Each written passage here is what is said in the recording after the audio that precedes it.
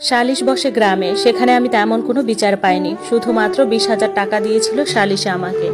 আমার ভাবি আর ভাই আমাকে বলছে এই টাকা যদি আমি নেই তাহলে যেন আমি ঘরে না ঢুকি। এরপর আমি গ্রামের সালিশের মধ্যে বলছি, আমি তো এমনিই গরিব, আমি না হয় তোদের মতো মানুষদের এই 20,000 টাকা দান করলাম। গ্রামের সালিশ প্রধান আমাকে বেয়াদব বলল, আমি নাকি বেয়াদব মেয়ে, এমন মেয়ের সাথে নাকি সংসার করা যায় না, কারণ সালিশ প্রধান টাকা খেয়েছিল ওদের থেকে। তারপর সবার সামনে আমাকে আবার 3 তালাক দিল। তখন এত কাগজে কলমের বিয়ে এত প্রচলন ছিল না আমাদের গ্রামে। আমার জামা কাপড়গুলোও দেয়নি, কিছুই দেয়নি। উল্টো আমাকে আর আমার ভাবিকে বলল আমরা চরিত্রহীন, আজ গরিব বলে বিচার পাইনি। উল্টো আমার শ্বশুরবাড়ির মানুষ বলল আমরা জারদ সন্তান, আমাদের বাপেরও পরিচয় নাই। সত্যি আমাদের পরিচয় নাই, আজ পর্যন্ত বাপের কিছুই পাইনি, পরিচয়টাও না। যাক, সব আমাদের নসিব। সালিশ শেষে চলে আসলাম। একই গ্রামে থাকতাম আমরা, এবং আমাদের ঘর থেকে ওদের ঘর ছিল এক পুকুর এর এপার আর ওপার। আমার যাদের ঘর, আমাদের ঘর থেকে হেঁটে গেলে 10 মিনিট লাগতো। নিজেদের ঘরে চলে আসি। 2 রুমের ঘর ছিল আমাদের। এক রুমে ভাই ভাবি, আরেক রুমে আমি, আম্মা আর ভাইয়ের 5 বছরের মেয়ে থাকতাম। সাথে ছোট রান্নাঘর, কিন্তু ভাত খেতাম আমাদের রুমটাতে। আমি চলে আসার পর অনেক কান্না করি, কলেজায় অনেক ব্যথা হতো। আজ শ্যামবর্ণের বলে আমার জীবনটা এমন। ঘরে বসে কাঁথা সেলাই করতাম, মানুষের ধান শুকাতাম। কেউ কোনো কাজের জন্য ডাকলে করে দিতাম, মোড়া বানাতাম, শীতল পাটি বানাতাম। জায়গার অভাবের জন্য হাঁস মুরগি কিনতে পারি নাই। ভাবি খুব আদর করতো আমাকে। আমাদের কোনো আত্মীয় স্বজন ছিল না যে কারো বাড়িতে বেড়াতে যাব। আমার জন্য তখন বিয়ের প্রস্তাব আসা শুরু করলো। বয়স্ক লোক আসতো বেশি। আমার মা আমার ভাবিকে অনেক বকা দিত, কারণ আমার ভাবি এসব বয়স্ক লোকদের কাছে বিয়ে দিতে চাইতো না বলে।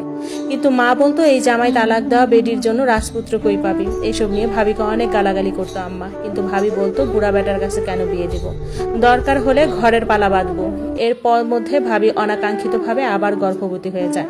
ভাবি অনেক অসুস্থ হয়ে যায়। আমি ঘরের সব কাজ করতাম, ভাবিকে শুধু হাত ধোয়ায় ভাত খাওয়াতাম, কিন্তু উনি টুকিটাকি করতে চাইতো। আমি শুধু আমার স্বামীর সুখ দেখতাম।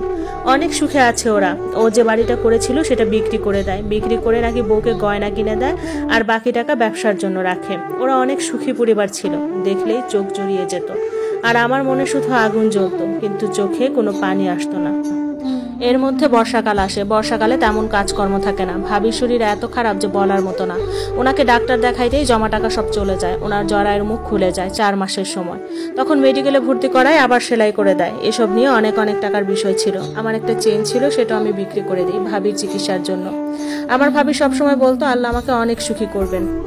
দিন চলে যায়, থেমে থাকে না। ভাবির অবস্থা খুব খারাপ হয়। ডেলিভারির সময় হয়েছে, ওনাকে যে মেডিকেলে নিয়ে যাব সেই টাকা ছিল না। ওনার অবস্থা খুব খারাপ ছিল। তখন আমি আমার এক বাড়ির পাশের ভাইকে নিয়ে আমার স্বামীর বাড়ির পাশে গেলাম। আমি ঘরে যাইনি, পাশে দাঁড়িয়েছিলাম। ভাইটাকে দিয়ে ডাকালাম। ও আসার পর ওনার পায়ে ধরে 10,000 টাকা ভিক্ষা চাইলাম। সে বলল 10,000 টাকা নেই, 5,000 টাকা আছে, দিতে পারি, তবে আমার সাথে একবার থাকতে হবে। আমি বললাম কোথায় থাকবো? তখন বলল বাড়িতে কেউ নেই, ওরা সবাই আমার বউয়ের বাপের বাড়ি গেছে। ওর মুখে আমার বউ কথাটা শুনে অনেক খারাপ লাগলো। যাক, আমি রাজি হলাম, কারণ তখন হালাল হারামের কথা চিন্তা করার সময় ছিল না। আমার একটু ইচ্ছে হচ্ছিল না শারীরিক সম্পর্ক করার, কিন্তু 5,000 টাকার জন্য করতে হলো। তারপর উনি আমাকে আসার সময় 3,000 টাকা দিল। বলল শ্বশুর বাড়ি যাবো, খালি হাতে যেতে পারবো না, 2,000 টাকাগুলো লাগবে। আমি অনেক মিনতি করেছি, কিন্তু দেয়নি। সেই 3,000 টাকা নিয়ে দৌড়ে দৌড়ে বাড়ির দিকে গেলাম। ভাইয়ের হাতে টাকা দিলাম। ভাই আর আমি ভ্যানে করে ভাবিকে মেডিকেলে নিয়ে গেলাম। কিন্তু আফসোস, হাসপাতালে ঢোকার পরপরই ডাক্তার ডেলিভারির জন্য নিয়ে গেল। ডেলিভারির সময় একটা পুত্র সন্তান জন্ম দিয়ে আমার ভাবি মারা যায়। আমার ভাবির খুব ইচ্ছে হয়েছিল গরুর মাংস দিয়ে ভাত খাওয়ার, কিন্তু আফসোস খাওয়াতে পারি নাই। হাসপাতালে বিল আসলো 6,000 টাকা। পুরো টাকা দিতে পারছিলাম না বলে আমার ভাবির লাশ আর ছেলেকে দিচ্ছিল না। পরে হাতে পায়ে ধরে গ্রাম থেকে চাঁদা তুলে 5,000 টাকা দিয়ে ভাবির লাশ আর ছেলেকে আনলাম।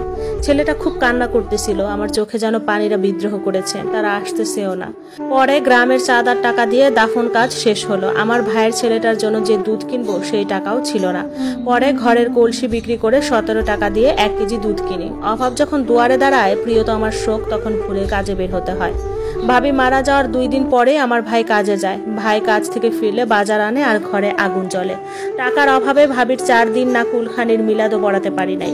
আমার ভাবি মারা যাওয়ার পর আমার শ্বশুর বাড়ির লোকজন বলে ভালোই হয়েছে, অনেক মুখ চলতো, দূর হয়েছে, ভালো হয়েছে। যাক, সেসব আমলে নেই না আমি। চাষ করে আর সংসার চলে না আমাদের। ভাই গ্রামের এক ভাইয়ের সাথে গেল শহরে রাজমিস্ত্রির কাজে। দিন 150 টাকা বেতনে। ভাই যাওয়ার পর সপ্তাহে একদিন বাড়িতে আসতো আর হাতে টাকা পয়সা দিয়ে যেত যখন যা পারত। ওখানে রাতে ফুটপাতে ঝুপড়ি ঘরে থাকতো কয়েকজনে মিলে। আমি ছেলে বাচ্চাটারে মায়ের কাছে রেখে মানুষের বাড়ি গিয়ে ধান শুকানো, মরিচ শুকানোর কাজ করতাম। যখন যে কাজের জন্য ডাকতো তখন তা করতাম। এর মধ্যে ভাইয়ের ছোট ছেলেটা নিউমোনিয়া হয়ে মারা যায়। টাকার অভাবে বাঁচাতে পারিনি। জন্মের 2 মাস পর মারা যায়। যাক, সব আল্লাহর হাতে। ও মারা যাওয়ার 7 দিন পর 5তলা বিল্ডিং রং করতেছিল আমার ভাই সহ আরো কয়েকজন মিলে। সেখান থেকে রশি ছিঁড়ে আমার ভাই সহ আরেকজন মারা যায়। আমার ভাই জায়গায় মারা যায়, মাথা ফেটে মস্তিষ্ক বের হয়ে যায়।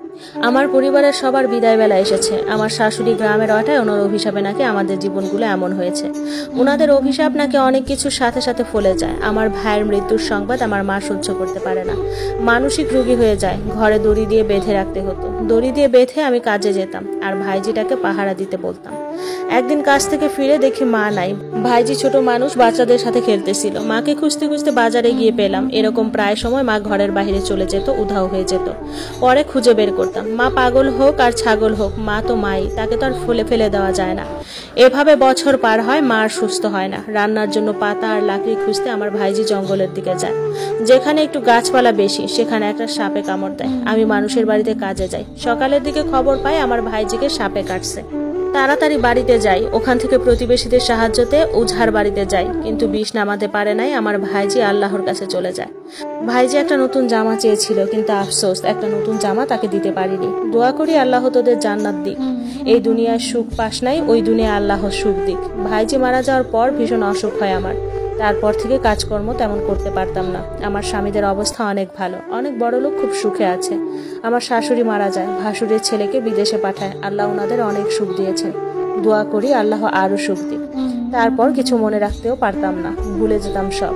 এভাবে বাড়ি বাড়ি কাজ করে অনেক বছর কাটাই। মা আর আমার কোনো রকম পেট চলতো। এরপর মাও মারা যায়।